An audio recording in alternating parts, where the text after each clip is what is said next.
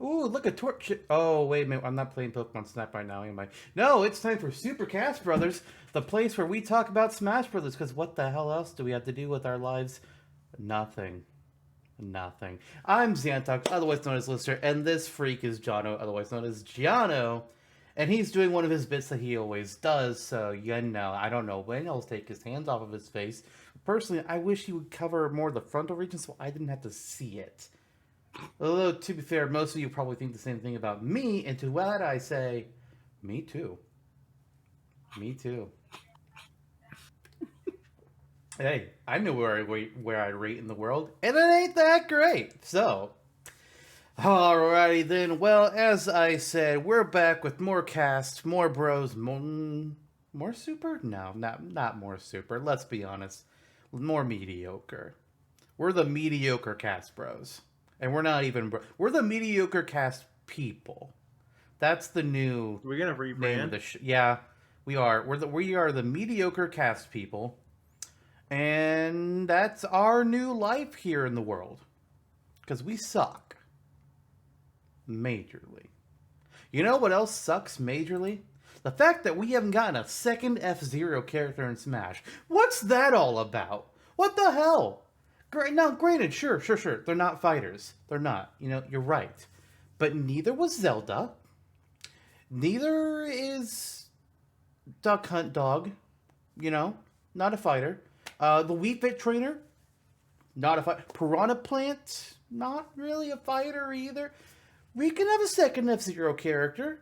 I don't see the problem with this. Let's just Yeah. fucking do it. But who? Um. How about uh Rick Wheeler? He'd just be a Captain Falcon clone, wouldn't he? He becomes Yeah, that'd be Captain great. Falcon in the anime. I don't feel like this is a great idea. Yeah, but with actual wings. Or, and hear me out here, or a character with a cape with a feathered friend. I do think that capes in particular help to fight crime quite a bit. In my experience, yes, they do. Excellent. Well, I guess that's a little bit of a spoiler on what we're here to talk about today. But hey, if you've been paying attention to the order the episodes come out in, yeah, no, it's a smash or dash. It's what we do every 3 episodes. Mm-hmm. Hey there. Mm-hmm. We take two Mm-hmm. characters, we pit them against each other, we chat about the merits they have, if they have any. Sometimes they don't. And we're just like, okay, one's got to go and smash. Who going to be? So, and as you've probably Mm-hmm. figured out by now, we're talking about F-Zero characters first. And the thing with F-Zero is, yeah, it's a game that's just about racing. That's it. Sure, there's an anime, and Captain Falcon is a mercenary, and there are some characters that actually play villainous roles, like Black Shadow and Deathborn and Samurai Goro. But none of them, unless you are looking at the anime, which to be fair, I have not watched outside of the one scene that everybody has seen of the F Zero anime, the Falcon Punch scene. The one. If you know the Mm-hmm. anime, you know the scene. Mm-hmm. Outside of that, there's nothing for these characters to go off of. We have little bits and details about who they are, but that doesn't tell us anything about what they would actually be able to do. Well, not really. So we're just like, fuck it. Let's just pick two that we think look amusing and we'll talk about them. So that's what we're here to Yeah. do.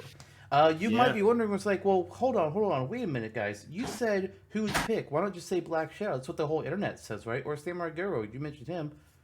True. True. Those are options.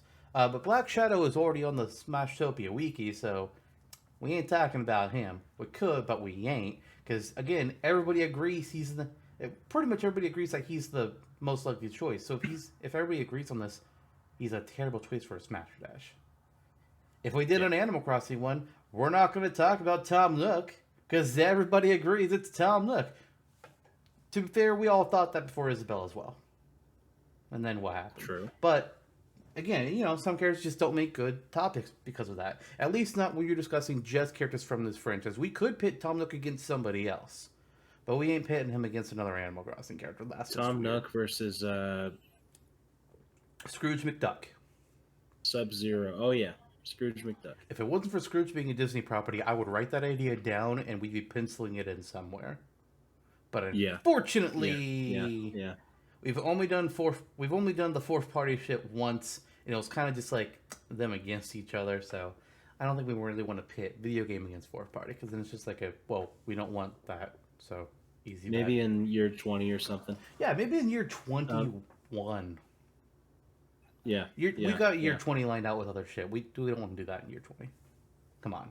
That's true. That's true. Year 20 is going to be big, guys. Like, oh my characters. god, year 20 is going to be nuts. You got no idea. Make sure you stick with us. We're going to have a Velociraptor in headgear. Why not have Biorex versus Riptor? Yes. And the octopus one, too. And Alex Jr. Wait, is it Alex Jr. or is it just Alex? I think it's just the Alex. T-Rex thing, yeah. Yeah. Yeah, versus Spy Fox. But he's not a dinosaur. This is the dinosaur theme we got going here. What you doing? You need a fourth dinosaur now. I kind of want to write this idea down for a later discussion. That may be the next one we do. I mean, holy shit. Live workshopping here, folks. Yeah. Nonetheless, before we get into that, though, I think that we have some results to get to from the previous Smasher Dash. Do we? Did we have a previous Smash Dash? I thought this was the first one. It is. Oh. And in it, Jonno won and gets to move on to Smash proper as Wait, a what? DLC character. Wait, what? Yep. Jonno, what? Also, Jonno's in. I'm confused. I'm very confused. What do you mean Jonno's in? About what? Also, we Oh, already he won just our Smash Black Dash, Shadow so was we got to already put in him a in. Smash Dash. I forgot about that. I was like, wait, didn't we talk about it before? I was like, oh right, against Alf. Forgot entirely. That's why we're not thinking about Black Shadow today. We have records. We remember things. That's why we have records. That was a We remember. long time ago. At this point. That was the fourth Smash Dash episode. Fifth. I'm sorry, fifth. Nice. And which one is this? The 15th? This one is the 15th. So Holy maybe cow. every 10 we do F-Zero. No. Don't commit to that. It's a bad idea. Don't commit to that. Speaking of, Phoenix Wright and Professor Layton had we have battle real of results for wits that. and charm. Yeah, we have real results. We were for that. tied, and we kind of knew that was probably going to happen.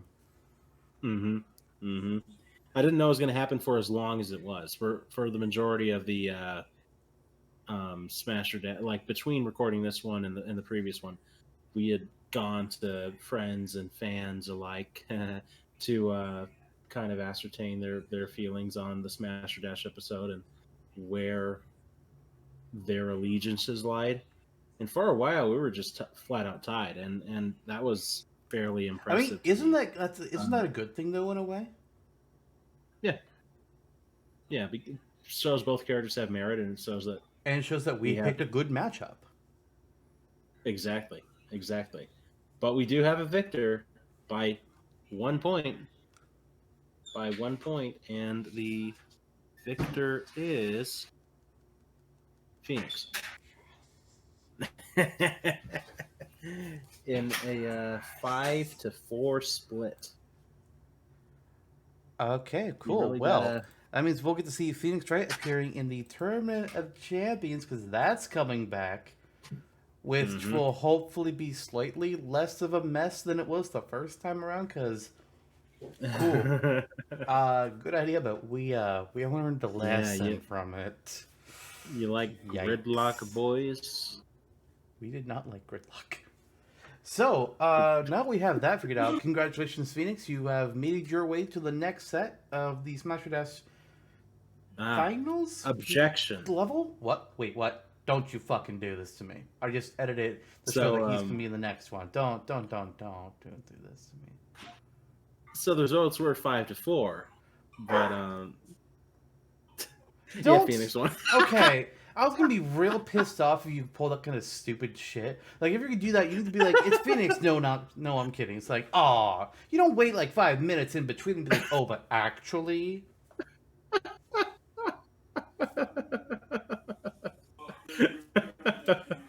So now that we have the asshole revealed, To you, by the way. Let's actually get Thank you. into who our F-Zero matchup is going to be, because we came with specifically just like, let's just pick two characters that have good designs, and just kind of talk about them and pick one, because F-Zero don't got Why the much hell for their not? characters. Yeah, so first of all, there's our versus sign. We gotta have that if we're having a Smash or Dash. So the first one that we've got here that we're gonna be talking about is Super Arrow. So Super Arrow, as you can probably figure out from his name, is a superhero, you know? Why else would he call himself Super Arrow? It's kind of a shitty name even as a hero. Because, hey, what do you want to yell in the middle of combat to get somebody's attention? Super Arrow? No, that takes way too fucking long. Just call him Arrow. Oh wait, that might be taken. Nah, he's dead. It's okay. Oh well. Well, in one Earth, he's dead. So True. superhero, as mentioned, he is a superhero, and his wife is Mrs. Arrow. Yep, that's her name. That is her name. She's just Mrs. Arrow. It's like, okay. And we were Well, wondering why F-Zero became defunct. So, Super Arrow, despite the fact that he's a superhero, we don't really know strictly what he can do. There is evidence that he might have the capability of flight, but it's also because this is part of he did a concert, and apparently in one cutscene for some reason, and you see him flying, but it might just be special effects. We don't actually know if he can fly. He's got the King Meteor as his F-Zero machine. He only entered the races in order to chase his old enemy Zoda. And apparently Earth can into F-Zero because he's the protector of Earth. Nice. Yeah. It says he actually uses his superpowers while he's racing, so I don't know, maybe he just has like incredible reflexes or some shit. Zoda is pretty much like his personal villain. He just unfortunately you just don't know much about what he can actually do, which is kind of like what we're here for. In his artwork for F-Zero X, he has a little owl that he has with him, so maybe he has this owl part of his movesets. And then the only other thing I have of particular note for Super Arrow is that in the F-Zero anime, he's really just a comic relief character. He's portrayed as being clumsy, and he really only has a major role in one episode where his wife goes missing and Rick Wheeler has to help him find her. So I kind of think, looking at that, okay, you can kind of have the whole bumbling Captain Falcon / Superman type of thing where it's like, okay, you're trying to be serious about this, but you're a bit of a goofball. A Booster Gold type scenario, if you will. Like inserting me into Smash. I'd rather have Super Arrow. Wow. Yeah. That means a lot to me. He's a superhero. Should not. Yeah. Zoda was he also wears a cape, and as you can tell from the picture, he's got this really odd mask, kind of just like flares out from his face. It's like, I don't know what the hell, what stylist told you it was a good idea, but get it trimmed, cause shit, man, somebody could just grab onto that and just rip your whole face off. Yep. Probably the same stylist who told him a cape was a good idea. Did they not watch The Incredibles? No, they didn't. But to be fair, this game came out before The Incredibles. Shit.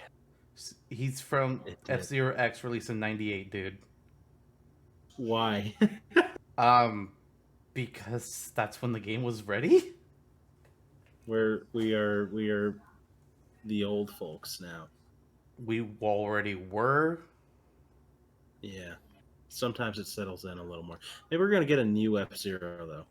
Oh, apparently. Ooh, I'm noticing this. Apparently, it has also been noted that he has super strength. So, the basic superhero. I'm strong and can fly and probably fast because my name is Super Arrow. And I have an out.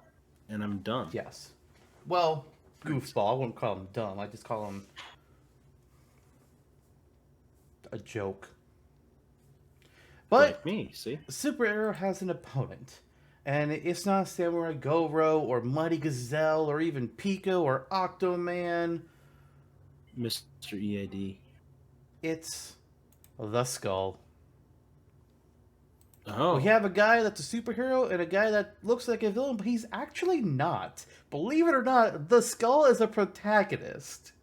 You wouldn't believe Nice. it from the fact that he looks like a fucking skeleton in a villainous outfit. But yes, he is a good guy? Question Okay, mark? Apparently that's the interesting in skull... itself. Yeah. Apparently the skull originates 200 years in the past from the F-Zero games, when he actually wrote... Or he was actually participating... Wow, words. He participated in the F-Max races. And then he died. Nice. He was considered the greatest racer. It never suffered a single injury until, the one time that he just flat out died. That happened. But he was able to become... I don't know if he strictly resurrected himself, if he had help, something. I don't know how exactly he got back. All it said is like it was a combination of science and black magic brought him back and gave him immortality. I don't... Yeah. And he came Yeah. back as a Yeah. skeleton. I guess he Excellent. was burned alive, and that's just where the rest of his skin went. It just melted off of his form.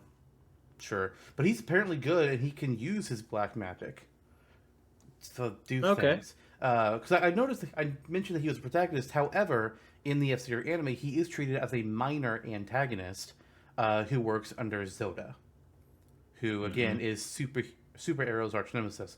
Why did we not discuss Zoda? Because I thought the skull was funnier looking.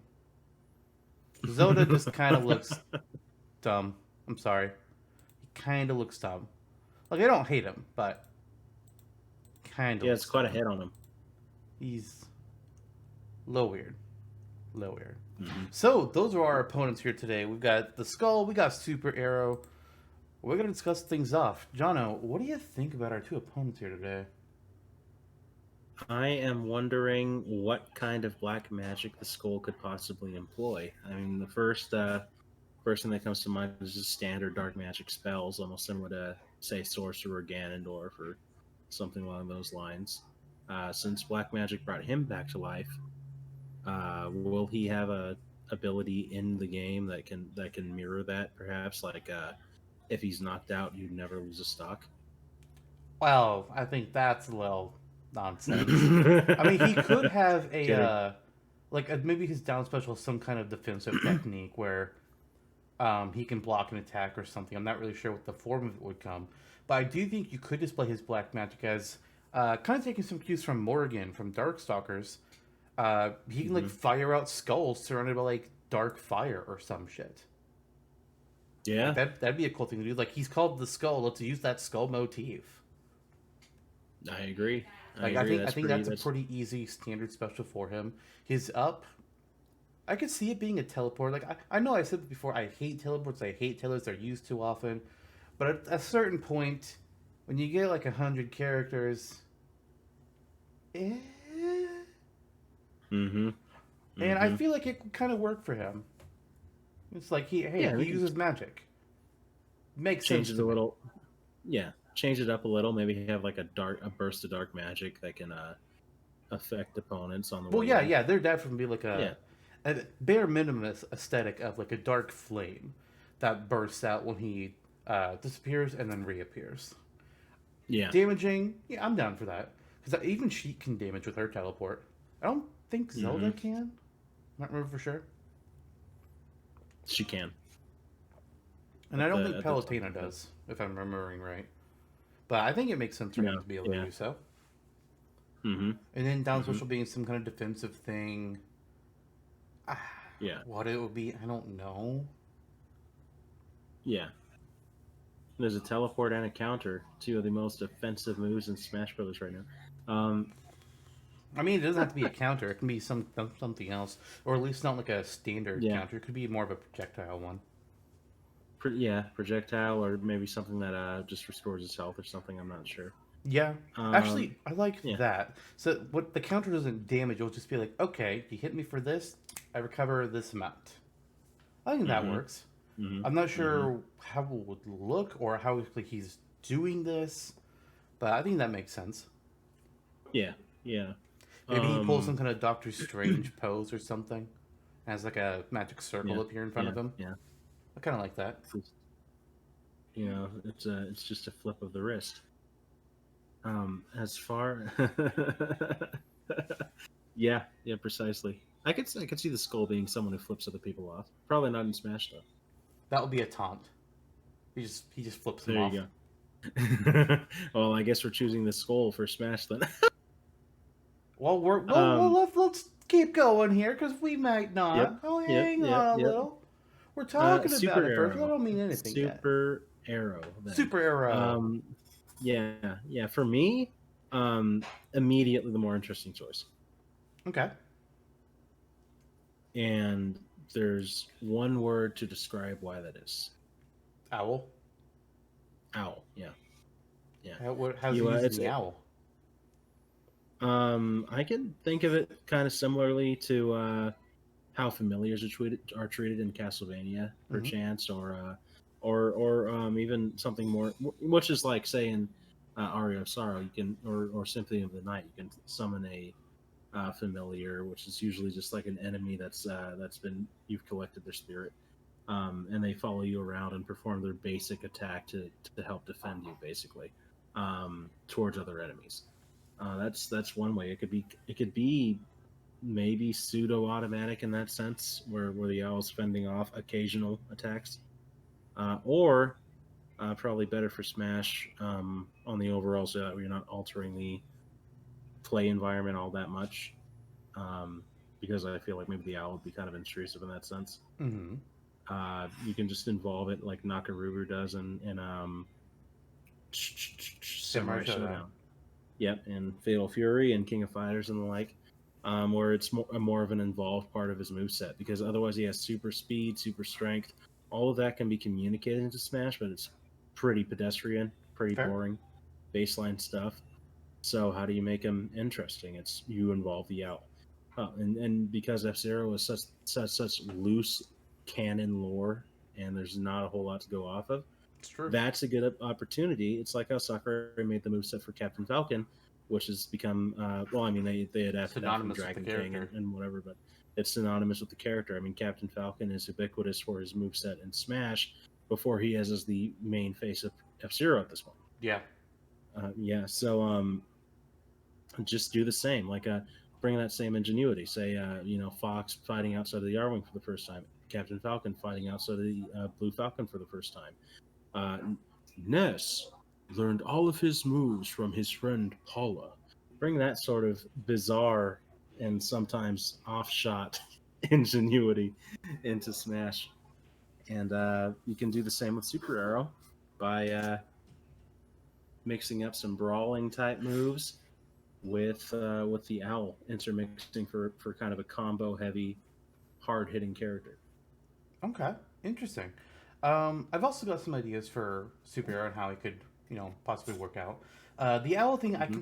The only thing I really had in mind for that was like maybe either like a standard or a side. He just kind of like points out his finger, says fly, and it just like flies on down as a projectile and just hits anybody that it runs into.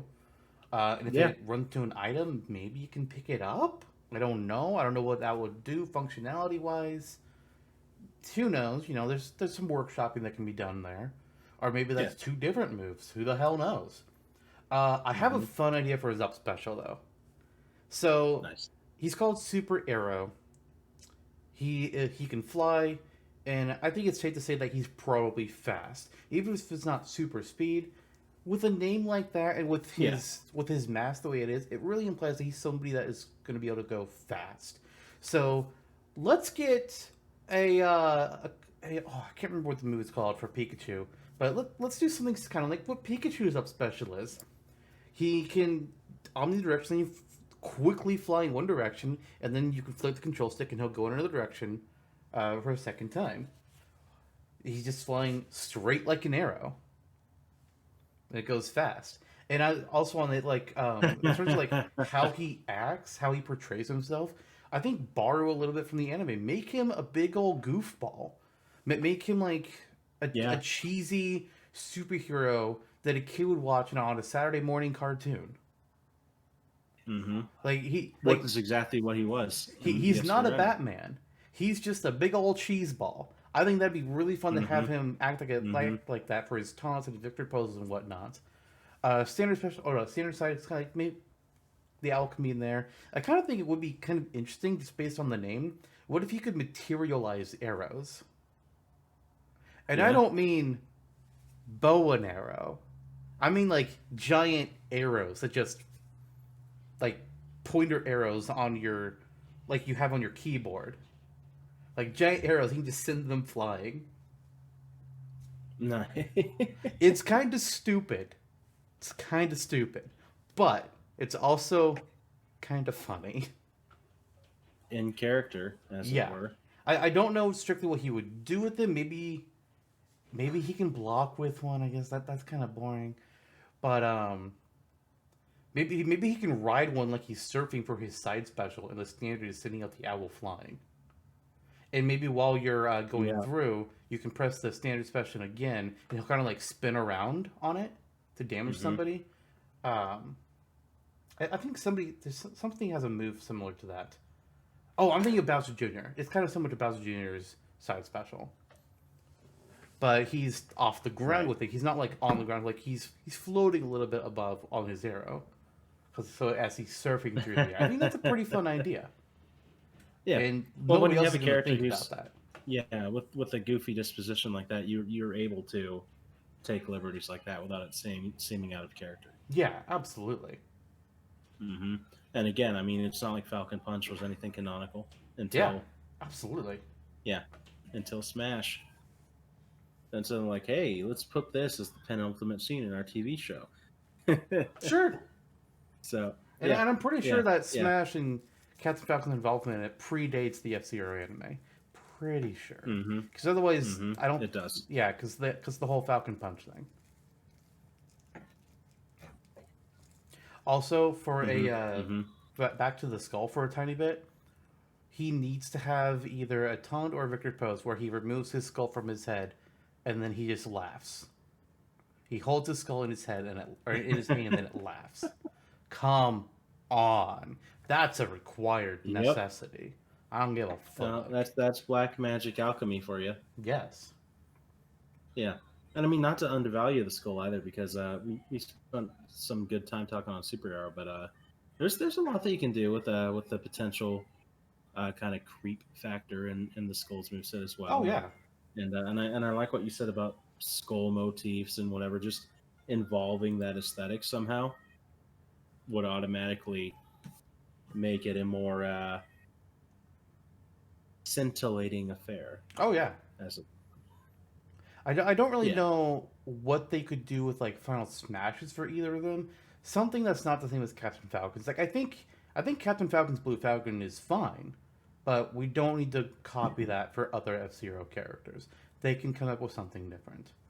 Maybe the skulls is like he creates a bunch of flaming skulls to like fly up through the air and they just like go like a giant laser attack, but it's shooting upwards. That's something you could do Mm-hmm. pretty easily. For Super Yeah. Arrow, Yeah. um, ooh, I don't know.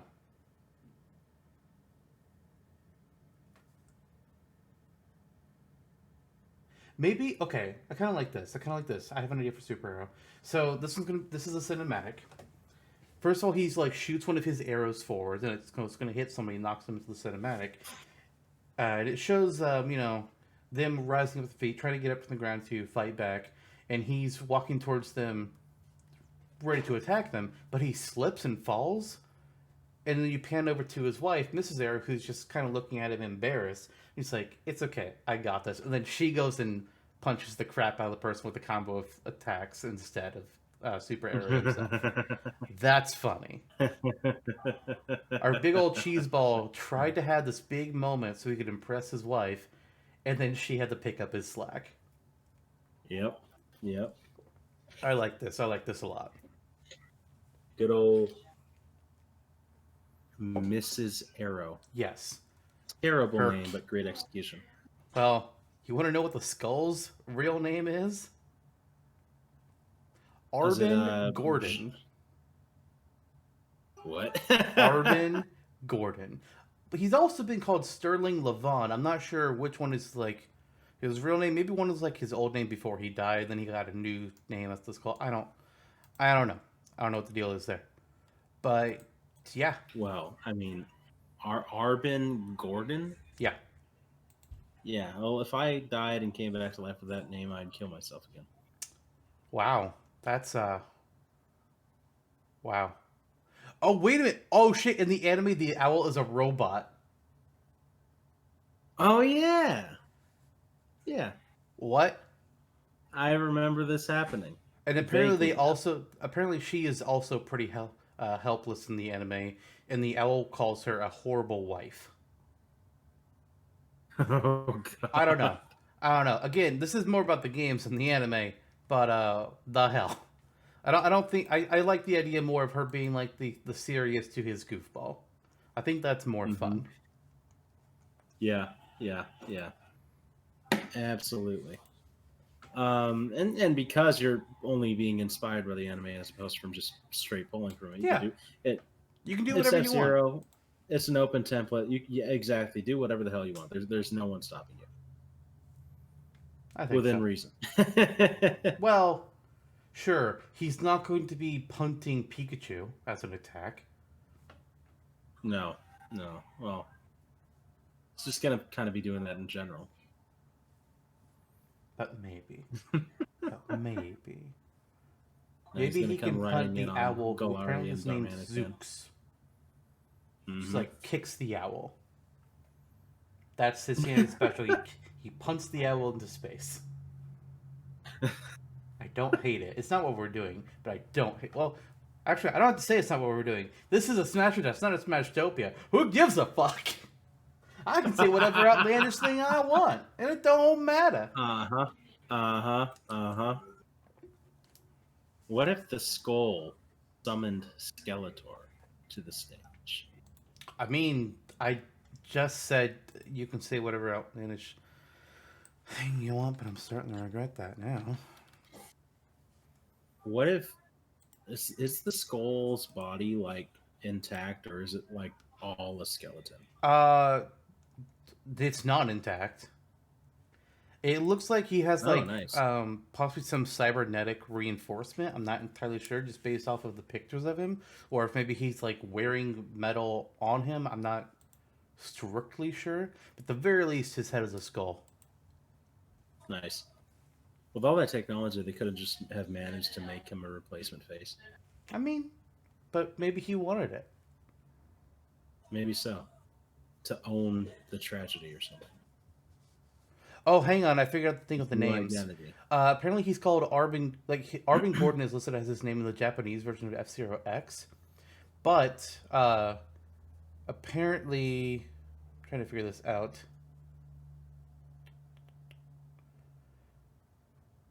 Apparently, the F Zero X website might be what called him Sterling Levon,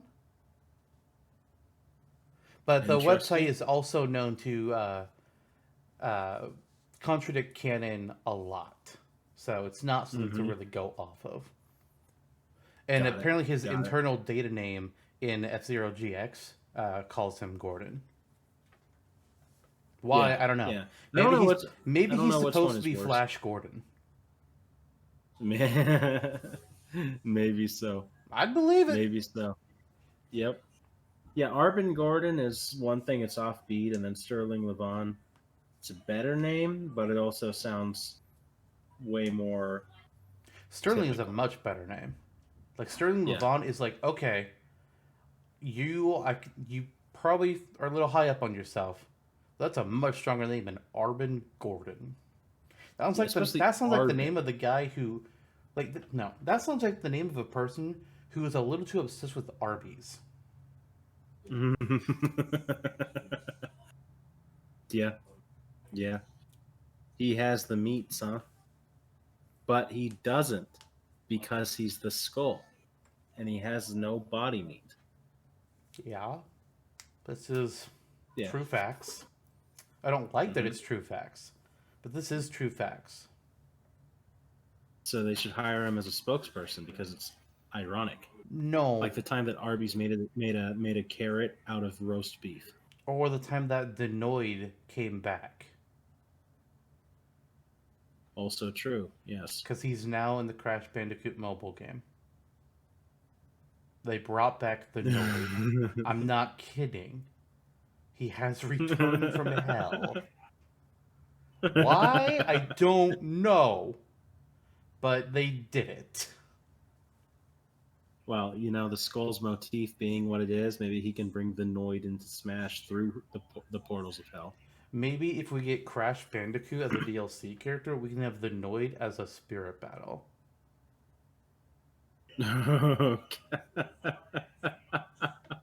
Why not? Because there's Why better not? choices, that's why. If we get the Noid Well, instead of something like Tiny Tiger, I'd be pissed. Tiny's my boy. I like Tiny mm-hmm, Tiger. mm-hmm. But They're between yeah, these characters, we don't really have a side special idea for the skull. I really don't got anything for him there. I kind of feel like his F Zero's machine is called the Sonic Phantom, and he's also uses science opposed to just black magic. So what if he has something like a Sonic gun? yeah, I don't know. Like it shoots out like a pulsating sonic ray. Where it's like it's not really treated as like sound because Smash doesn't have anything that's. I don't think there's any like right. it's like stickers from Brawl or if there's or anything like the Spirit shit. I don't think anything mentioned Sonic or sound based moves.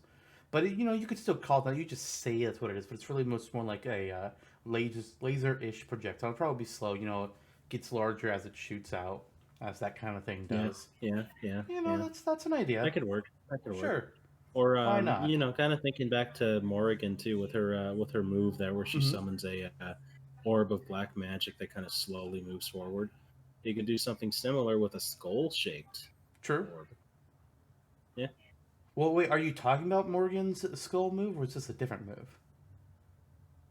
Because her soul yeah. fist It's move been fires out a giant skull. It's like yeah. It must her. be that. It's her Hadoken is skull fist or not skull fist. Soul fist. I think that's what it's called. Yeah, That's what she yeah, yeah, yeah, says yeah, yeah, in the yeah, yeah. versus games. But yeah, she fires out Hmm. a giant skull. I figured he would probably have something like that, Yeah, and it's constantly looks like it's biting as it goes flying forwards. right. Kind of gotta have that. Like the fight scene between Quill and Ego, and where Quill became Pac-Man. Oh, yeah, actually, yeah. Oh boy, I was like, who the what a fuck is time! Quill? What? Nobody calls him Quill. They do when they're half awake. No, they Oh call boy. him dumb fuck. Oh, that's also true. We're talking about me Yes, again. yes. Okay, okay, that's what I thought. I don't know. I think I have sufficient information enough in my mind to make a decision. I think I do too. I mean, it's kind of interesting with these characters. 'Cause, like, there's literally nothing to Yeah, truly pull from them, but that's what makes it fun sometimes. Like, get the chance to just completely go all out and do whatever the hell you want. absolutely, absolutely. I do concur. That's why I'm rubbing my cheek while patting my head. Okay, well, why don't you do that? Why don't you tell the viewers who your vote is and why? Do I have to do this while I do it? I'm gonna say so. Yes. Okay, then I choose based on the juxtaposition of their character versus Captain Falcon, who's already present in the game, and because Captain Falcon's a very over the top character, but they treat him with a dignity. He is a notable hero. No one can really dispute his status as a custom as an accustomed fighter. Um, so that's why I am choosing Super Arrow, because what sets him over the edge for me is the character, uh, invoking some of that anime touch of him being clutched, and Okay. that is funny to me. Just with the arrow based powers and the owl and all this other stuff to pull in through him, I think that between that and the character itself, it's just a little more unique to pull from than the skull, All who we right. were deriving from. Like, hey, yeah, he can derive this from Morrigan or whatever. It's like, okay, All right. Well, for me, I started out leaning one way, And then we actually started going to talk, and I was like, I'm kind of liking this other idea now that I think about it, which I was not expecting. I thought it'd be a slam dunk the other way. But we've kind of talked before with some other characters that sometimes taking a pre existing idea and parodying it is a real fun idea. Like, yes, you want to see characters represented in a way that accurately represents them. Pichu being able to hurt himself doesn't really accurately show Pichu because he doesn't do that in Pokemon. He doesn't. Mm-hmm. But Mm-hmm. sometimes things are just fun. Dan Hibiki is a parody of Ryu. I almost said Hayabusa because he doesn't have a last name and it threw me off from Street Fighter's Ryu, and that's Mm-hmm. great. He's a funny character. Mm-hmm. This is a little bit different because we're taking a character that already exists, unlike Dan. We're saying, what if they were this but not? And we talked about that before with Slippy Toad. But I really like the idea of kind of like Super Arrow. He thinks he's this serious superhero, and it turns out he gets very little respect, and there's a good reason for it. Mm-hmm. But Mm-hmm. and if that was just it, if that was just like that was the pitch, I'd be like, that doesn't sound. I mean, it's like okay, but the skull sounds more interesting than that. But when you add in, maybe that whole arrow a special thing, or being able to create arrows and manifest them, the final smash where his wife has to finish the job for him. I think that all brings the idea over the edge for me. Like that makes him a Mm-hmm. much more Mm-hmm. interesting character than what it could have been. It's just like, oh yeah, he's just Captain Falcon, but a goofball, which is fine on a base level. But that idea isn't better than the skull. Add in the other things, and I think you have a more amusing character choice, and something that I think I'd rather see. Not that I wouldn't rather see Skull, Nice. or well, I guess I would. I know what I mean. Not that I wouldn't want to see Skull, because I think both these characters, as we've discussed them, have merit. They're also Agreed. just never going to happen because Sakurai is never going to give us a second F-Zero character. Unless it's a Uh-huh. Black Shadow Echo. That's the best we're ever going to get. Kind of Imagine surprising getting a that. Black Shadow Echo and then also not having Ganondorf decloned. Just having the Black Shadow Echo. You shut your whore mouth. You Here's can feel it as a here's real a worse one possibility. for you. Here's something that's even worse. Black Shadow as an echo of Ganondorf. Eh? Where's Black Shadow's sword? It's Doria? made of pure darkness. Oh, yeah. There you go. There you go. There it is. Yeah. There it is. Mm-hmm. Mm-hmm. Honestly, it's a little bit surprising that we didn't get Black Shadow as an echo. But to be fair, of the echoes we did get, the only one that I would like straight up remove. Actually, I forgot about Fire Emblem. I'll remove Chrome for Black Shadow. Done.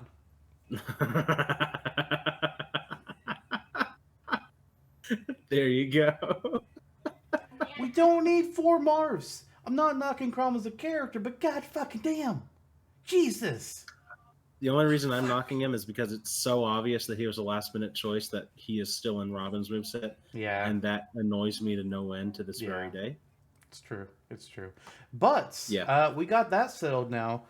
The Super Arrow is moving on. We'll see him again in the Tournament of Champions. But for now, I'm going to say goodbye to the two of them because we got another matchup to discuss. And Jonno, I do believe you were the expert on these two individuals. So, why don't you take it away?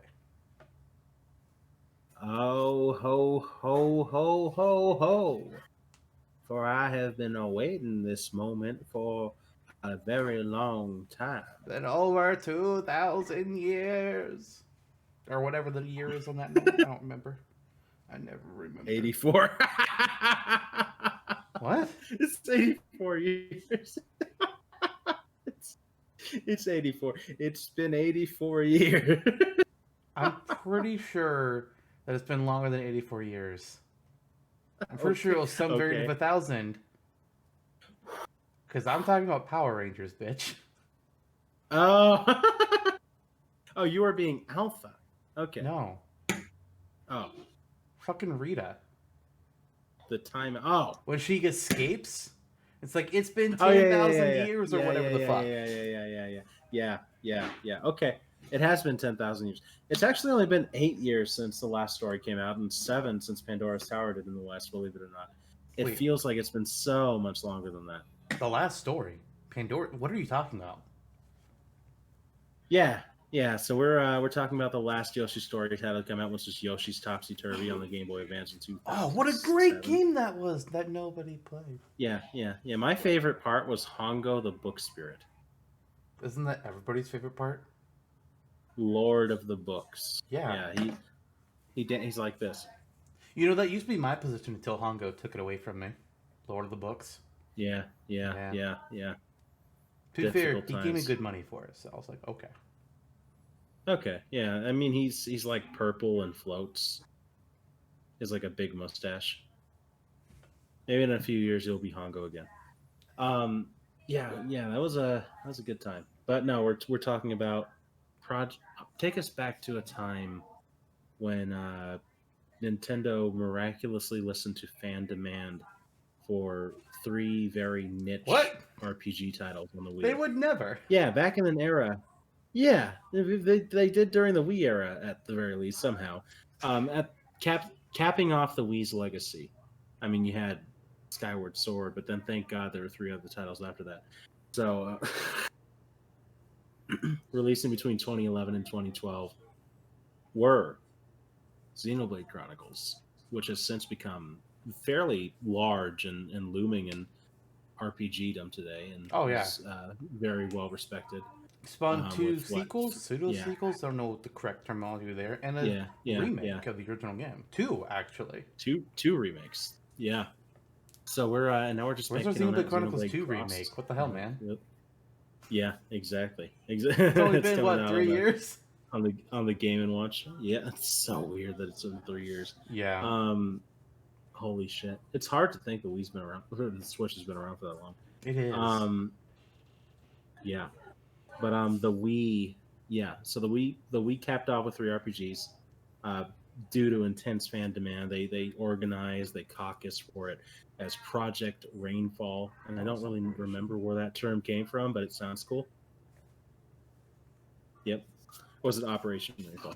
Someone called it Project, and that's gonna be I don't know. Operation Rainfall. When I was looking it up earlier, they said Operation Rainfall. I was like, okay, I thought it was Project Rainfall, but guess not. Maybe it was both. Maybe. Maybe. Yeah. Yep.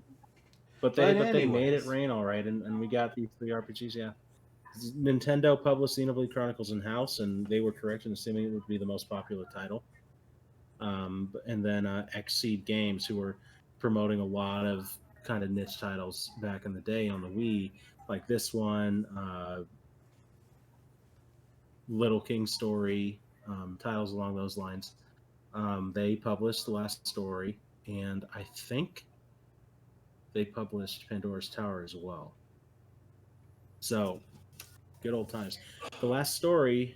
So what we're getting at here is that from these 2 lesser titles, and I only mean that in terms of popularity, the last story and Pandora's Tower versus Xenoblade, of course. We're taking the main protagonists from each title and talking about them here. Two games that I loved quite a bit, and I love Xenoblade too. It was a good time because the Wii didn't really have a whole lot of RPGs, and to cap it off with 3 really solid ones was a treat.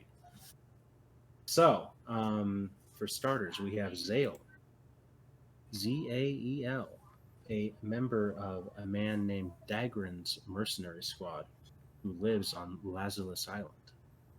Towards the beginning of the last story, Dagran's mercenaries are attacked by a shining blue spirit tiger. Okay. And this imparts or awakens something in Zael called the Outsider's Power. The Outsider being a large meteorite that once hit Lazarus Island and Uh-huh. imparted psychic energy into some of its inhabitants. So Zael is a psychic who unlike most psychics who can see into the future, like Shulk, for instance, with the Minato's assistance, of course, Zael uses his psychic energy to incorporate a technique known as gathering. Gathering being something which hones in on all opponents. He glows blue and has all opponents in a certain field of radius focus on attacking him. Okay, so it's a taunt. In a sense, the taunt also slows them down, debuffs them somewhat, Shit. and it allows, yeah. And when he's built up enough momentum, he goes Black Panther on their asses and is able to release the Gathering Burst, which blows them all away in a burst of light. Okay. So that's kind of his unique little gimmick there, as far as that goes. He also, well, anyway, besides that point though, he's like a forthright, chivalrous young guy in over his head who wants to become a knight and serve the Lady Callista, who works for the Lazarus Island Kingdom thing, basically. So he's always wanted to be a knight. He's an orphan. It's kind of a standard JRPG setup for something that becomes very, without spoiling, not quite typical JRPG. Ultimately, um, so yeah, he has this light magic psychic energy power, as well as the ability to use swords and lances and a crossbow. Okay. And the crossbow has various bolts.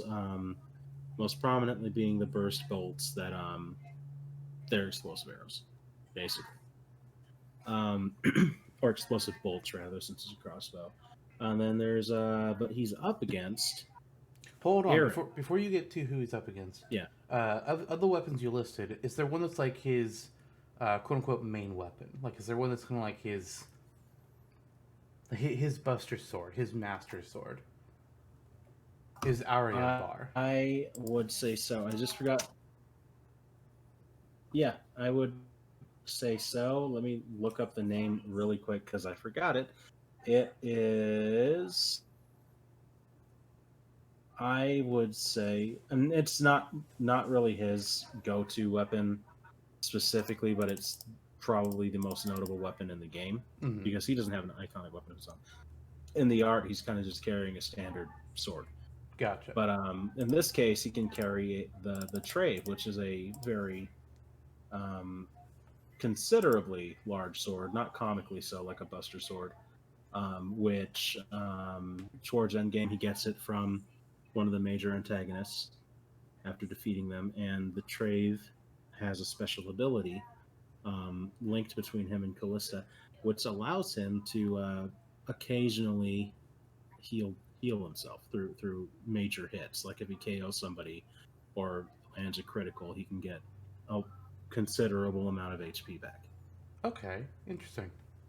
Yeah. Then he has the Zan lance as well. So if we're going for a weapon swap mechanic, it would probably be that for a lance, because again he harvests that from a major antagonist being Zangarok, one of the major enemies and looming bosses in the game. Kind of a Ganondorf knockoff looking guy. And Ganondorf it's or almost like Ganon? a Ganondorf. Ganon. I'll PM you a image, I guess. Twilight Princess Ganondorf or Wind Waker Ganondorf?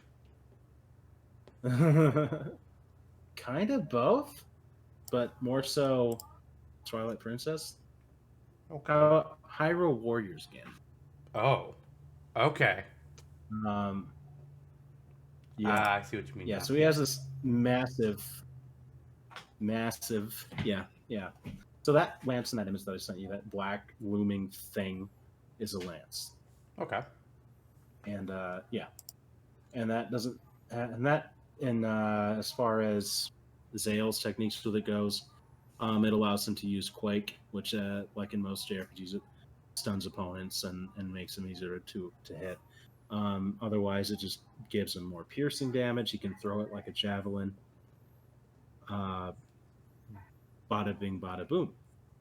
I think that's what also unlocks burst bolts in the game, but either which way. I kind of figure the burst bolts would probably be like a standard. So that's kind of the baseline on that. Okay. Yeah. And Now who's moving he on up to against? his opponent is Aeron from Pandora's Tower. Pandora's Tower, I said RPG earlier. I mean that loosely. You have RPG elements. You have a strong storytelling element, 3 central characters that the story looms around. Narratively speaking, it's very, very RPG. And then otherwise, I mean, it's very similar to the first 3 God of War titles in terms of gameplay. So it's an action RPG. And Aeron wields the Oraklos chain, which is his primary weapon. Alongside, he has other weapons as well. He can wield scythes, which is kind of badass. Yeah, he has a great sword similar to the Buster Sword, which is also badass, but more typical, and twin blades and whatever. So he can. It's like swapping between like rogue and warrior and just Kratos. Okay. Kind of stuff. If I were to say 2 weapons, I would probably say the military scythe and the Oraklos chain, because having a scythe is badass. I mean, you're right. Yeah. And so his thing combatively is primarily the scythe works as you think it would. The Oraklos chain has some special magic properties, so you're not just whipping it around like the Belmonts, or more brutally like Kratos. You're using it in a sense as well that allows you to grip opponents. Like he can actually defragment parts of the chain through like magical connections and use those to chain off enemies and then attack other enemies with the rest of the whip. So there is that is kind of unique. He can also, if I'm recalling here, he can use the whip to strangle his opponents, and in doing Well, so there's can a grab. sometimes take life force. Yeah. Just wrap the chain heal around their himself. neck and pull. Okay. Yeah. Maybe that's like when you don't do the throw, you just repeatedly hit the grab button. He just like pulls. Each time. Yeah. Yikes! There you go. And it's very visceral. He slams enemies into one another. He can grab them and slam their heads straight into the ground. When he strangles them, he can take some of their energy away and heal himself with that. And he uses it to pull in like heavy objects as well. So it's a big, strong weapon. Okay. Like Vampire Killer, it's spiked as well. So kind of bada bing, bada boom there. Besides that, and when he's using the chain, kind of like where segments of them come off to chain opponents and keep them trapped, there is a meter involved in that, so it's not like they're staying forever or whatever. But in Smash, that's pretty obvious. Right. Right. Beyond that, you can make him a weapons master kind of, and include stuff like his great sword and his scythe just in the standards or whatever, or use the scythe in a up special. So there's some cool stuff there. What's unique? What's the most unique about him comes in the background of the game, period, which is Aeron, like Zael, is kind of orphaned early on. He dreams of joining a knight's academy. He actually becomes a soldier who serves the kingdom of Athos. Okay. No relation to Fire Emblem's Athos, unfortunately. Otherwise, Nurgle would be there. That'd be great. And then he met his beloved Elena, who is the princess of a warring kingdom. And it's like these 2 characters can unite through their love to make up the differences of civil war, whatever. Maybe. But that's not that's not the kind of small stuff we get into here. What he's more concerned about is that the war between those 2 kingdoms has resulted in Elena being cursed. And she is cursed to become a horrible monster. And the only way that this can stop, and this random little shrewd creature named Mavda appears and helps them out with this. She says the only way that you can save Elena is by taking the Oraklos chain, going into Pandora's Tower, which is actually a series of 13 towers, finding the 13 masters of the towers, killing each master of the tower, harvesting they're like these very large guardian creatures. They're semi-gods. Right. And harvesting their hearts and feeding them to Elena. It's starting to sound a little bit like the protagonist is doing the villain's job for them. It's like, hey, I need Very you. nearly. It's like, hey, you want to save your friend? Just go to all these towers and defeat the thing that's protecting them. No reason. No, it's fine. Also, steal their heart.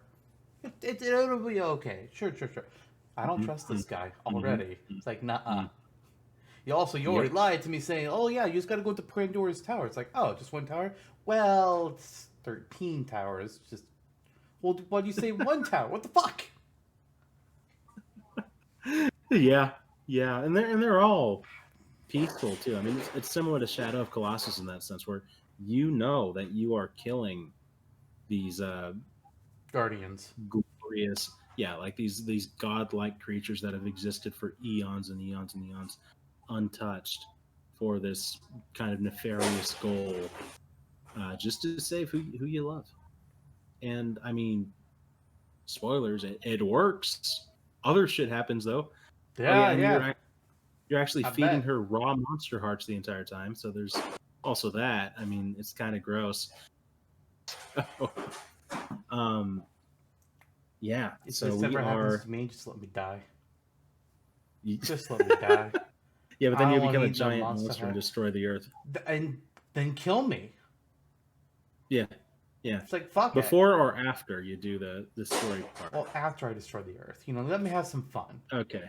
Let me Godzilla if- for a little bit. Yeah. What if Super Arrow comes and tries to defeat you because he defends the earth? That big meatball? Please. They're gonna have a chance. Maybe Mrs. Arrow will. Yeah, I don't think so.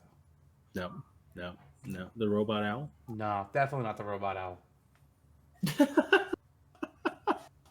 He'll just call someone a bad wife and leave. Yes. He'll call Elena It's a me. bad wife I'm for the being bad cursed. wife. There you go. Yeah. So here we are. So those are the two characters. Those are kind of their backgrounds, their games and whatever. Okay. And I've yapped on long enough. What are you thinking? So I have a question about Aeron. So you mentioned that the chain is his main weapon. So my question, first of all, then, is why is all of his official artwork just him using a big old sword? Why does he have a sword in his official art and not this chain? Because Zael in his art has a chain, but Aeron does not. I'm just like, what? Why? He has a sword, but it's not the main thing. I don't know. I'm checking out the artwork now. There's one piece of artwork with the chain, and they don't even show the entire chain. Dear JRPG developers of the future, first of all, not every hero needs to use a sword. I mean, sword's fine, but we can vary it up a little. But also, part two, if they do use something other than the sword, don't make a sword be in their default artwork. Give them their actual weapon. You don't see Dimitri or Edelgard carrying a sword in Fire Emblem's art, do you? No. Be fucking weird. I finally realized what Zael's chains kind of represent, or like they probably represent gathering and how it pulls opponents in. But I mean, it's totally aesthetic. You're not running around with those long ass chains in game, so it's kind of bizarre. Right. Yeah. I don't have a whole lot of question about Aeron just because I have less to go off of with him. Like, I don't have anything in mind. It's like, oh, well, he could do this technique or that. All I know is like, okay, so he got sights and a chain, and he can just like strangle somebody really hard in his grab animation. Because Jesus fucking Christ, we'll need to see that apparently. I mean, okay. He's probably gonna have a tether recovery, even though I hate it. It just kind of makes sense, I guess. Just Either that or the scythe kind of brings him up a bit. True. You could do something like a spiraling scythe of special. I do have some thoughts about Zael though. Yeah. So gathering, it's supposed to inflict all these debuffs on anything within a certain radius of Zael. while also making them face him and start focusing their attentions on him. So it's like, hey, come at me, but also now you're weaker. Ooh, that's gonna be bad news for you. So I kind of thought, Yeah. what if Zale has gathering as like the standard, and uh, it will not like the stopwatches slowdown effect, but maybe like lowers their attack strength or something, just to like kind of simulate that same effect.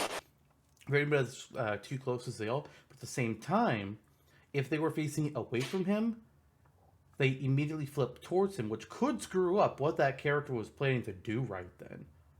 Like if they Mm-hmm. were trying to escape, like use a side special to get away from him, all of a sudden, and now they're running towards him, just like, oh, that wasn't the plan. Mm-hmm. Or maybe instead Mm-hmm. of that, like, because that could get weird. Maybe it like interrupts whatever they are currently doing. Yeah. Yeah. That's a Yeah. possibility, and maybe when you've done gathering enough times where you've hit enough characters with like it's filling up a meter or something, and then once you have it filled up, you do gathering burst, which maybe is also standard, maybe it's down. I'm not really sure about that, but then it sends like a shockwave that pushes everything away and damages them. So bring them in close, knock them away. Yeah. That's really all I Yeah. had.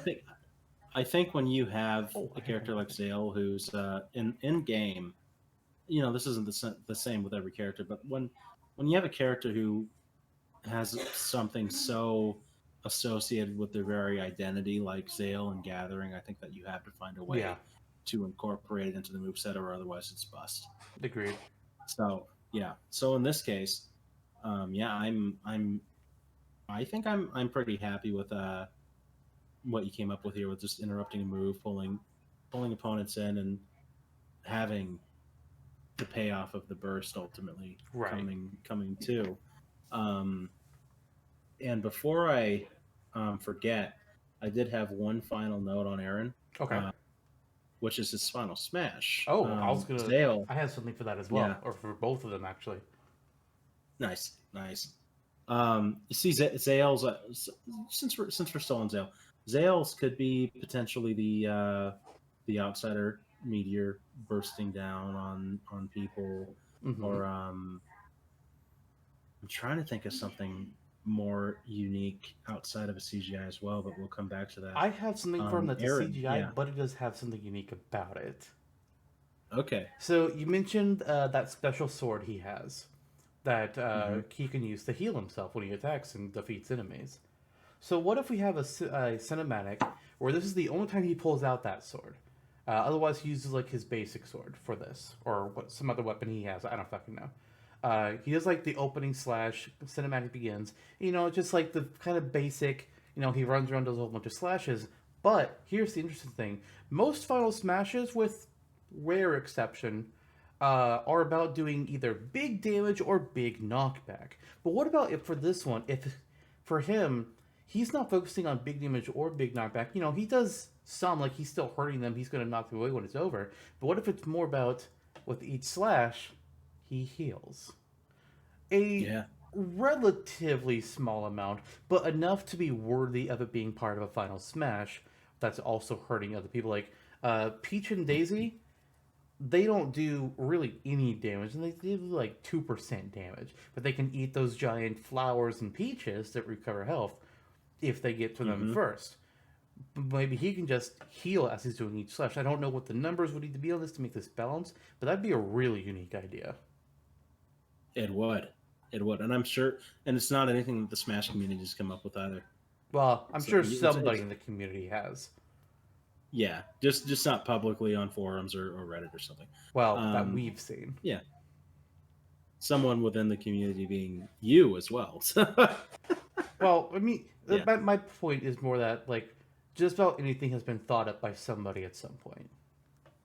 yeah, It yeah. just, it's You not, know, it's there's nothing official that's like it. And we haven't right, seen anything right, like it. right. No, that's a really solid idea. Also, I keep seeing Yoda in your bed sheets, like the way that it's wrinkled. I just see him. Do you see it too? No. Oh, that's too bad. Maybe someone else will. So Maybe we should get to the ideas for Aaron's final Smash. yeah, this one writes itself, right? If you say so. If you say so. Okay, it would have to be CGI. I'm pretty sure. Just have it be Elena and her monster swarm. That was one of my ideas. Yeah, turn into a monster and attack opponents. Um, I also wrote, if that's too grotesque, no, it's not. Make it happen. I mean, if we can have him literally choking somebody with his chain. True. The, True. the the other idea I had for Aaron's Final Smash involved the opponent being sent into one of the towers and the Guardian just beating the ever loving shit out of him. That's true. Whomping You can Willow you can have style. them. Yeah, yeah. You can have them like disturb the guardian because that's always what they need. Like the whole building is that they're peaceful, but if they like slam into the guardian first, that'll activate their Oh beast yeah. mode. Yeah, Like Aaron yeah. like chain throws them into the Guardian and they're just like, bitch, you come into my house. Uh-uh. Again, Whomping Willow style. Yeah, yeah, yeah. Yeah, like the Master of the Treetop Tower in the Treetop Tower stage I made on Smashtopia, for Yeah. instance. Yeah, yeah, I'm down with that. So I think what we're getting at here, there's these two characters who have, you look at them and you're like, oh yeah, that's a JRPG character. Mm-hmm. But they have unique attributes compared to the larger swath of JRPG characters. Zael with Gathering, but he also has he has a respectable swath of weapons with his various swords, the lance, the crossbow. He also has some other light like anima magic, like his Gale burst where he can dash forward, almost similar to how Cloud runs, Mm-hmm. and then he swipes at an opponent and unleashes a flurry of wind magic, and little healing spells and stuff like that. Um, then Aeron is just like none of that magic shit. He is just total. He Weapon serves in the master. military, and it shows. It's total militant weapons master, as you say. What can he do to exert brute force in the most creative way? So, two very very different characters. A more technical character, but not to the point of Shulk, dear lord, and a more well balanced technical character with range and a decent amount of options, and versus a character with I think that strength will play and just sheer range. So you'd have to make him kind of a slower character. Mm-hmm. Uh, all of the Belmonts to balance things out. Um, so there's merit to both, certainly. I would love to live in the world where both of these games were as popular as Xenoblade Chronicles, and they were both just in the game already, because they both almost write themselves, and it wouldn't be a bad move. But we're at the point where Pandora's Tower will probably never get anything ever, and we will be lucky if the last story gets a remake. Which I hope and pray for. So that's neither here nor there. But it is such a fucking good game. They both. I mean, release them both on Switch and see what happens. I mean, why not? They can just do it digitally. Honestly, I don't know Yeah, why the Switch isn't capitalizing. This is, one of our side offs that sidebars. we Yeah, do all the time. Why the Switch did not continue the whole, I forgot what it's called now, but Virtual Console. thank you, the Virtual Console. Why are we not continuing with this? Like, yeah, cool, sure. Then Nintendo Switch Online, I can play these NES and SNES games for free. Cool, sure. Most of them I Could have don't had care about. it. Could have The been this only simple too. the only real cool thing with is that some of them have like their special versions, like the special version of Legend of Zelda, where it's like, oh, you start out with like most of the equipment. That's pretty cool, I had to say. So if somebody Yeah, doesn't feel like they're very good at the game, hey, that's awesome. But also the rewind feature. It's like, oh, I died. Let me just rewind 10 seconds and keep going in the game.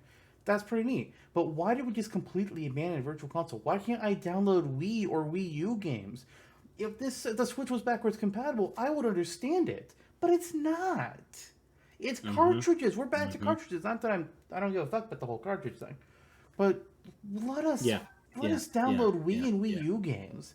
Just put them on there Mm-hmm. digitally. It doesn't cost you a fucking. Well, it might cost them like contracts, or I don't fucking know how a lot of that works. But it's gonna be a lot cheaper than just making physical versions for a remake. Even put it digitally, Yeah. see how it does, and if people like it, then maybe you can think about creating a definitive edition or some shit. I don't give a fuck. Just let people buy the fucking games they want to play. Yeah. Yeah. Yeah. But I Like mean, for this is starters, I why mean, just have piracy is such a NSO. huge thing. If you don't give people Yeah. access to play it legally, they're gonna in a way that's not bullshit. Let me amend that. In a way that they can play it legally, that's not complete bonkers. Then they're gonna Mm-hmm. go pirate it. Yeah. Yeah. What would you Yeah. rather Yeah. have? Money or no money? Hmm. Exactly. They're like, we have some money, so that's okay. We're just gonna do some weirdo shit. It's like, how did it take them so long to come up with a new Pokemon Snap game? Pokemon Snap was a fucking. People fucking love that shit on Instastore. There are printers created for it for people just to make. Now, granted, the Wii U didn't do so hot. Maybe there were ideas for it on the Wii U, and just like Mm-hmm. let's not because it's not doing well. But it had like the whole tablet thing that would have been perfect as a camera.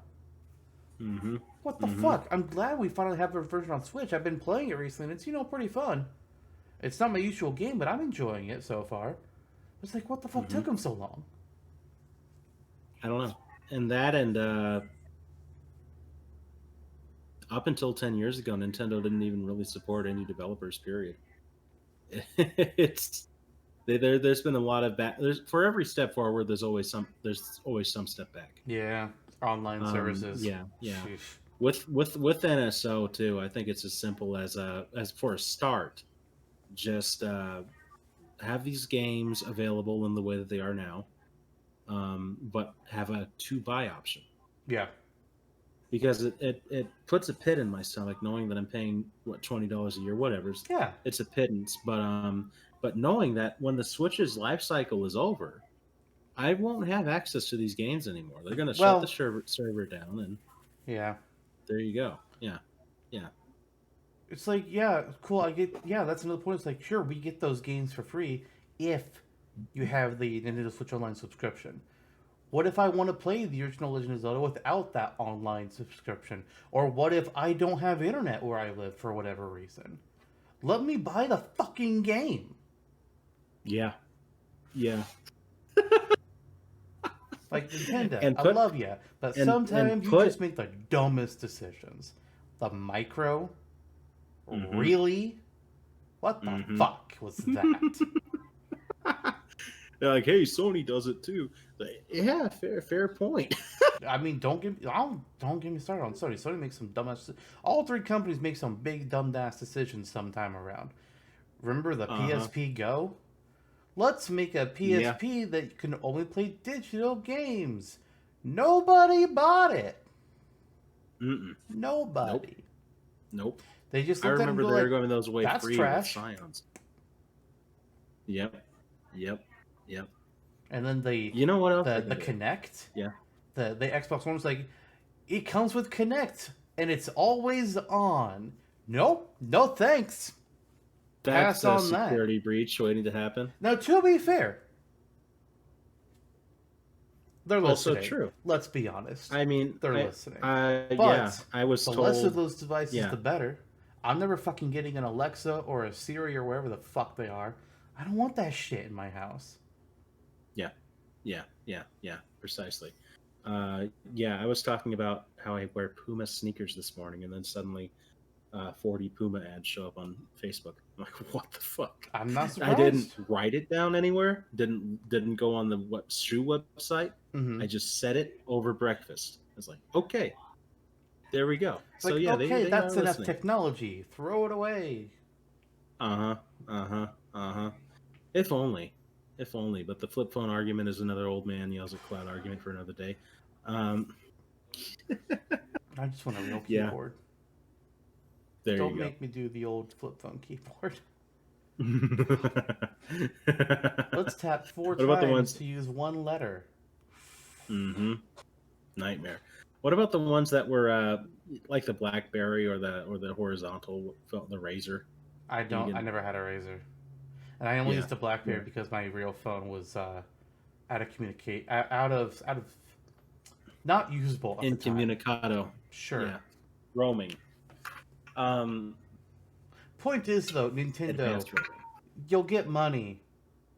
Just put the games out for people to download them. What the fuck? Yeah. It's crazy. Starting with the last story and Pandora's Tower. And I mean, shouldn't you also end with the last story? Yeah.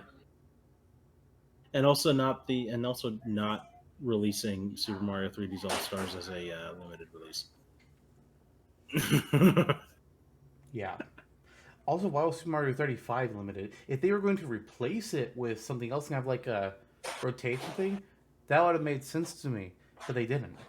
Okay, we have Pac-Man 99, but that's different. Mm-hmm. I don't fucking know. And Tetris 99 is still around, so Yeah. it's like, why? Yeah. Like, do a rotation of like Mario 35, Zelda 35, Metroid 20, or Kirby, whatever. Sure. WarioWare 15.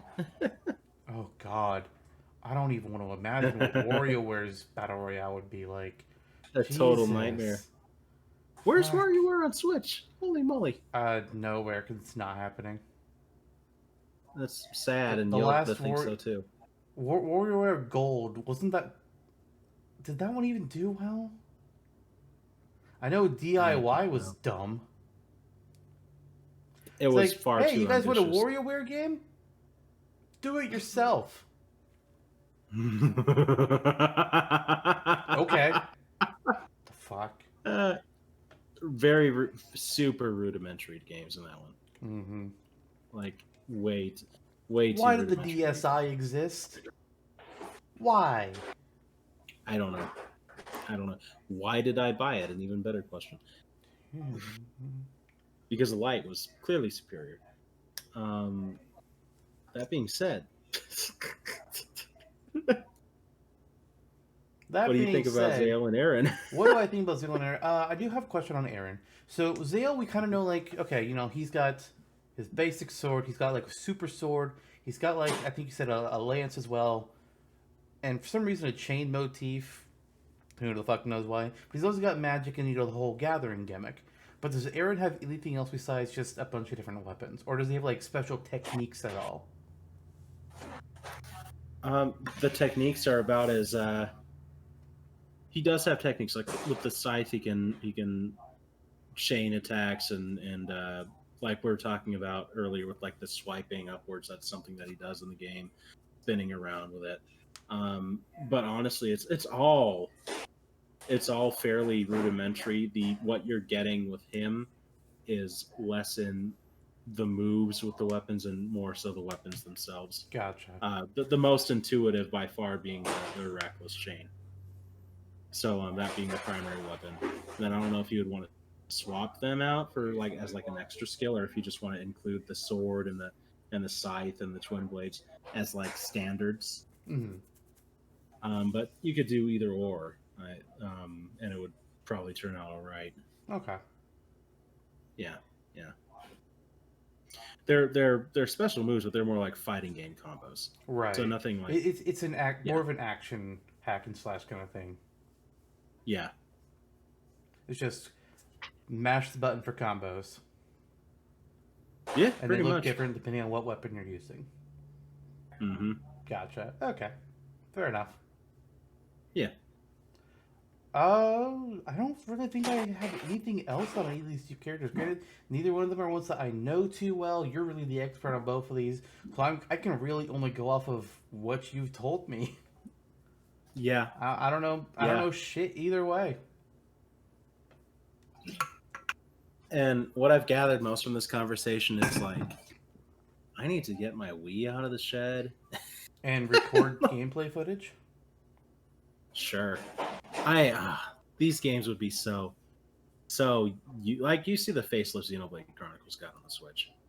Yeah. Like just get rid of that SD blur, because I'm going to go back to the Wii and be like, oh my god, what happened to my eyes? What's happened when I went back to the 3DS at 240p after playing the Switch for the first time? I was like, holy fucking shit. All of a sudden, you could see Dunban over there. Yeah. And Azerta, as it were. Oh, what it What if Dunban was in Smash? he would be a Kind Shulk of boring. clone without the Minato. Yeah, So, like I yeah, said, kind of boring. yep. Sorry to the It could Dunban work. fans out there, but Yeah, I mean, yeah. he'd be better than Charla. But if I'm Better than ranking the Juju. Xenoblade Chronicles cast and like who gets in, he's one It's spot above Fiora. Charlotte, or he's one spot. Yeah, it's Fiora, and then it's Melia, and Melia. then I guess it's Rhine, and then it's Riki. No, would we be Riki before Rhine? Maybe. I don't Yeah. know. I think you could do some interesting things with Ryan, considering how his weapon is.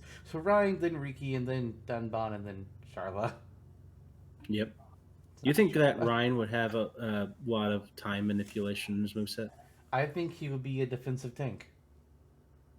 There you go. There you go. Kind of like Aeron is an offensive tank. I thought a Panzer was an offensive tank. So is Sophia.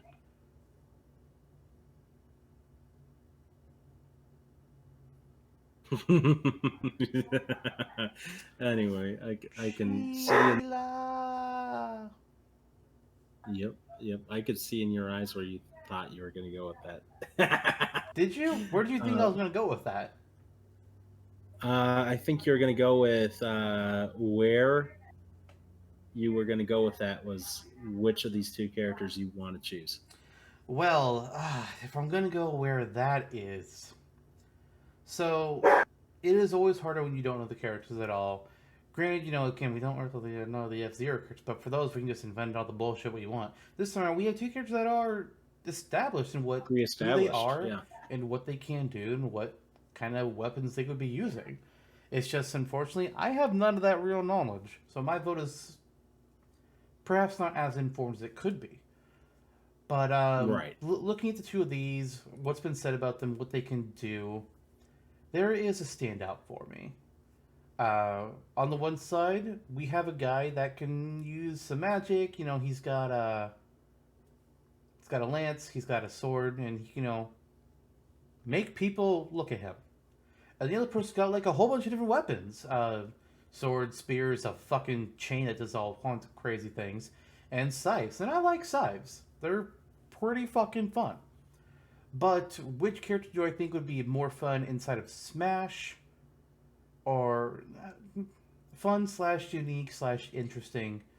It's gonna be Zael for me. I just think like first of all, I think he has a more interesting design.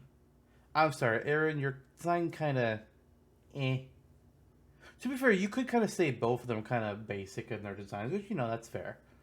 But looking at I think Zael just interests me more from the gathering technique he has to the various magics. Uh, I also kind of like the way his sword looks. Like that's a unique looking sword. Aaron's sword Hmm. is just like okay, Yeah. that's It's a sword. boring. Zael seems to be the more interesting one of them to me. Yeah. Yeah. That's a fair choice, and they're both characters from a interesting foregone era in Nintendo's history, wherein I can't believe that Operation Rainfall went off without a hitch And it worked. to this day. I mean, this is what Mother 3 fans around the world were hoping for themselves, And still are. and still on, including Terry Crews. Which brings the Uh, and why the fuck did Reggie talk about having a translated version recently? He's just like he replies to for no reason. He didn't have to do this. He replies to a post on Twitter just like that asks, "What game have you been playing lately or want to try lately or whatever it was?" And Reggie's response like, "Oh, the translated version of Mother 3." But every time I think of playing it, somebody trolls me. I said, maybe some other time. Maybe I'll fire it up this weekend. Why did you do this? At this point, I mean, nothing has been announced since time, and it's been like a week or two at this point. So it's like, okay, you were just being a dick. It's like, what the fuck, Reggie? Jesus, what's wrong with imagine if imagine if Reggie opens E3 for Nintendo and it's just like, hey, Here's And Mother he 3 and on he's Switch. where and he's work no, he appears on stage. Well, not this is the stage. Mm-hmm. He's just in the video and he's wearing a Franklin badge. He's wearing a Franklin badge. You know, he's just doing the show, and it's like, oh hey, you know, everything, like there is nothing Mother is shown off. So at the very end, he's like, oh hey, you guys notice what I was wearing? That's cool, isn't it? That's all we had to say. The show ends. What a fucking dick. I mean, I think it's funny as hell, but goddamn, if I was an Earthbound, one of the big Earthbound fans, I would be pissed off. It's like, you bitch. Uh-huh. It's Uh-huh. like, Funnily, like for me, Trevor it's was like if somebody was teaching about Network 7 and then they did that, I'd be like, listen here, we gonna if have someone was words. teasing a Phoenix right win on that Smasher Dad, and then they said objection. Yeah. But Phoenix actually won. Good for him.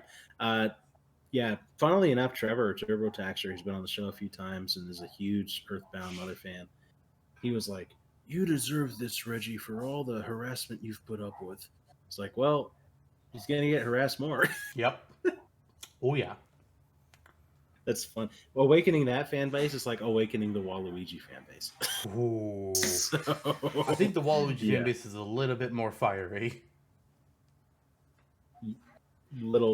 A few less brain cells. Considering that there, at the very least, there's a fan translation of Mother 3 out there, which is honestly probably part of why Nintendo has never released Mother 3, and maybe they won't ever, because there's already a huge fan translation that most of them have played.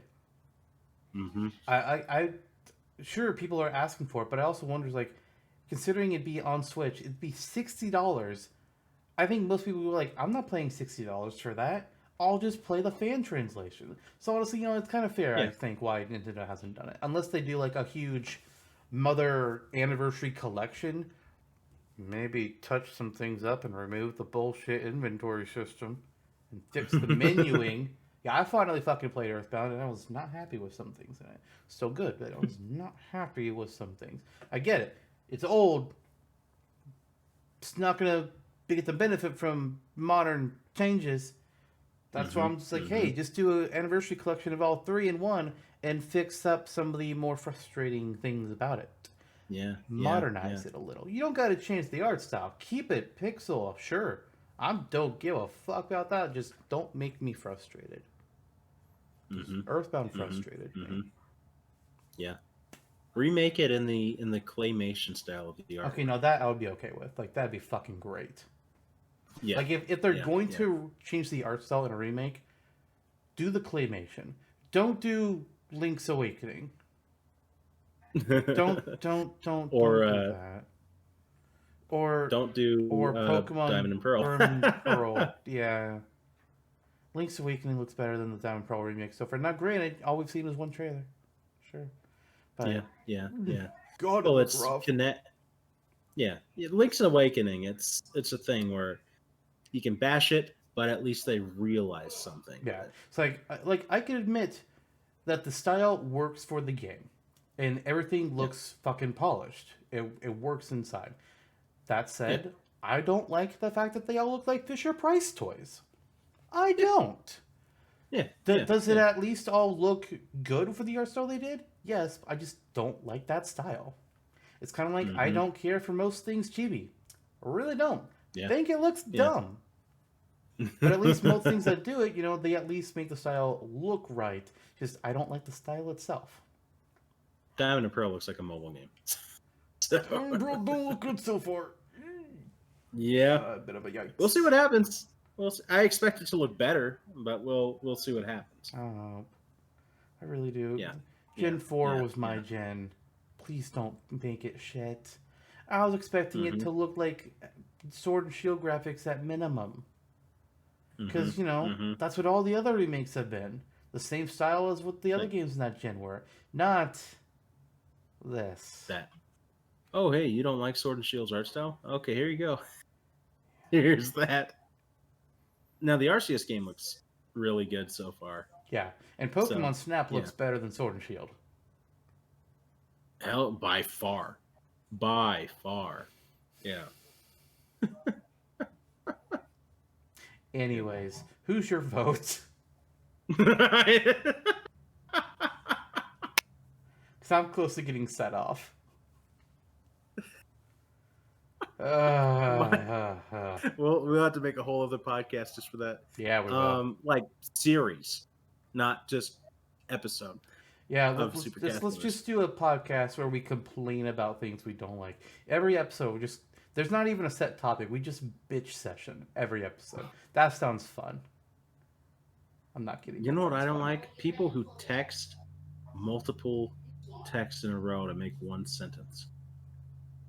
They say, "Hello, it's me, Sally, and I'm at the bar with Joe." Period. Okay.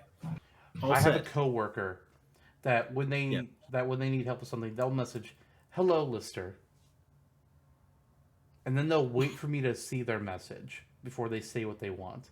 It's like, can you please just say what you want? Like, I'm doing shit, but if you need something urgent, I can stop what I'm doing. But if you don't tell me what you want, I'm gonna keep doing what I'm doing. The fuck? Mm-hmm. And they're never gonna watch this, so I don't give a fuck.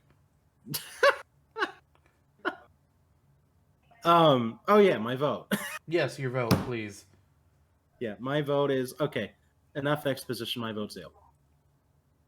Interesting. My vote is also Zael. Aeron, I was thinking I might go Aeron for a while, which intrigued me because between the two games, Pandora's Tower is good.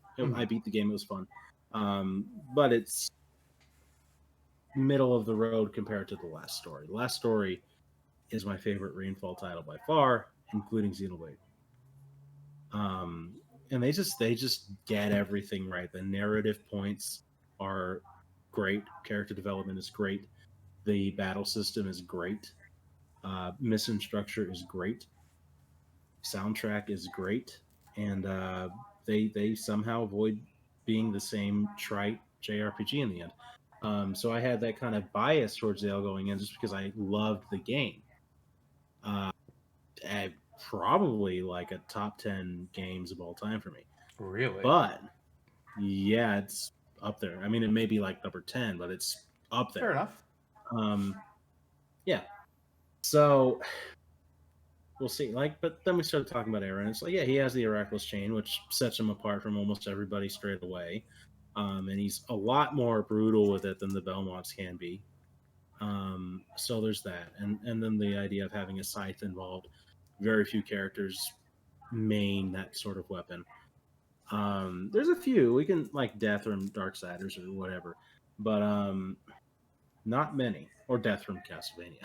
Right. Yeah, but then it just came into this discussion of, okay, so what's unique about Aeron compared to Zael is that he's a weapons master, but he can't really do a whole lot that is unique with those weapons. Mm-hmm. Like there's other characters. He fights with them very competently, and that's about it. Zael, what sets him over the edge is gathering. Gathering is something that most JRPG protagonists can say they don't have. It's something that Smash characters can definitely say they don't have. And that's in the technical battle what sets them over the edge. And then you just have and then it's just smash or dash from there, where I say, hey, you don't need more of a reason than you like him. Yeah, fair. So I like Zael more than Aeron. Yeah. So here we are. I mean, for me, what it ultimately came down to was that when you don't have any real visualization of what anything looks like for either character, you can really only go off of what they do. And when one character is just like, oh, okay, they're button mashing combos with different weapons, but this other character's like, oh, he has this technique, and he can do this wind thing, and he has like this little gathering special. It's like, okay, I can kind of picture some of this shit. I can see some uniqueness. Whereas it's just like, swing sword twice. Yeah. Use lance. Yeah. Use lance twice. Like, I can't. That's harder to be interested in. Yeah. If I had seen, if I watched gameplay of both these two games, my opinion might change. But when I don't know shit, it's really just gonna be like okay, who actually does things compared to just swing. Yeah, and I mean, a character 'Cause like Aeron falls right anybody into my play can style. just do this. So yeah. Like he would be played the heck out of. He would be a cool character, but it's not unique in the scope of Smash. Right. Yeah. So there we go. All right. Surprised and glad we didn't make any tiebreakers. I kind of wondered if we would on actually both of these. I think were potential tiebreakers depending on how things went. Mm-hmm. But thank God we didn't.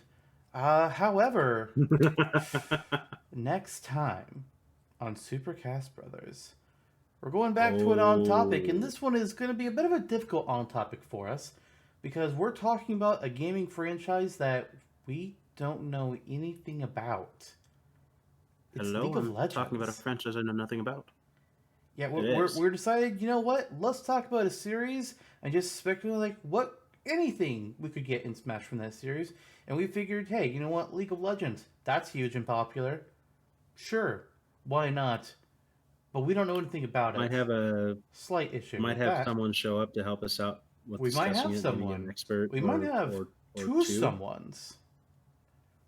Maybe Our first We might double have. guest podcast since so what was that one we did before? Trevor and Jake. Yo, I was just, everyone is here. I was trying to think what it was about. Since we had Trevor Yeah. and Jake on for the Everyone is Here episode. But this is going to be the first one with 4 people on video. So that's going to be a little bit And the different. first one with 4 people that wasn't totally off the cuff, and we invited the 4th person on at the last moment. Yes. It's happening ever again. Yeah.